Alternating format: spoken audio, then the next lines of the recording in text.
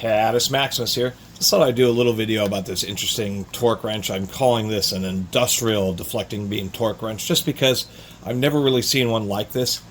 Actually, I have never seen one like this. It doesn't have any branding. Not on the dial, not up there on the back. All there is it says Made in USA. Kind of has, well, they're all real similar. Kind of has a similar design to, say, an old SK. It's a half-inch torque wrench, but it's a pretty low value.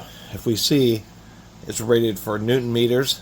120 Newton meters is about 73 foot-pounds, even though it's a half-inch drive.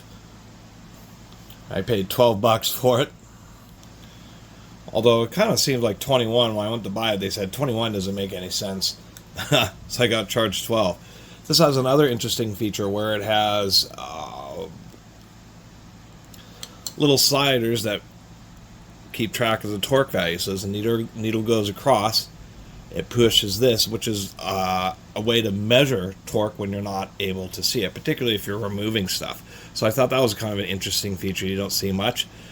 We do have a backward and forward, which does make sense. If you're pulling it towards the forward side, you would be going in a clockwise direction. And it says twist here, so it seems like it's some kind of torque wrench involved with some type of equipment or machinery. Who knows if it's industrial or scientific or medical. But a torque wrench like this and the way it's built, and that's the big difference here. They're just all calibrated, just pieces of metal, and even though it kind of seems like the needle moves, what's actually happening is the needle is staying in one place with the head. And when you use one of these torque wrenches, it's this big bar that's bending, and the dial or the gauge is moving under the needle. So that's what doesn't make any sense about this, is why on earth it just has such a thick beam. This is, interestingly enough, a tapered piece of steel, and because it's calibrated, it must be just some chrome-plated mild steel or something like that. We can see some really nice grinding marks, so this was a ground piece to get that taper in it. Has this big cover over the head, big thick needle that can just, you know, get hit on top of the bar and no real risk of it getting too damaged. And the big obvious thing here, this big ring that helps protect the dial. So it seems like it may be less of a factory shop floor item and something that's used on site to calibrate. You know, who knows what it's involved with. But I thought it was just kind of a neat torque wrench. Besides being made in USA, there's just no other markings.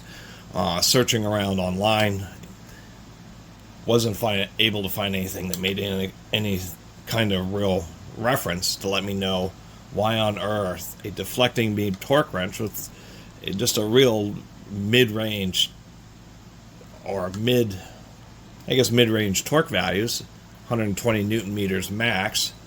It's more like a 3/8 capacity. It just seemed like it was built to really be abused and to get dropped and to get kind of bashed around, and seemed like they were worried about the needle or the beam actually getting damaged, so they just decided to instead make it a long piece of steel. And apparently that they felt that was going to be more durable than a round rod. So anyway, that's my little video about this industrial deflecting beam torque wrench. And as I compare to this SK, actually the handles have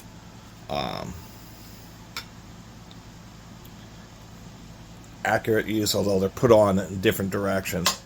But the markings on these handles look exactly the same. So that was probably the only real lead that I have, is this at some point was made by SK, probably for some company as a custom manufactured tool, but just never seen. I mean, this thing probably weighs 5 pounds at least. I mean, I've never seen a deflecting torque wrench even close to just how overbuilt this one is.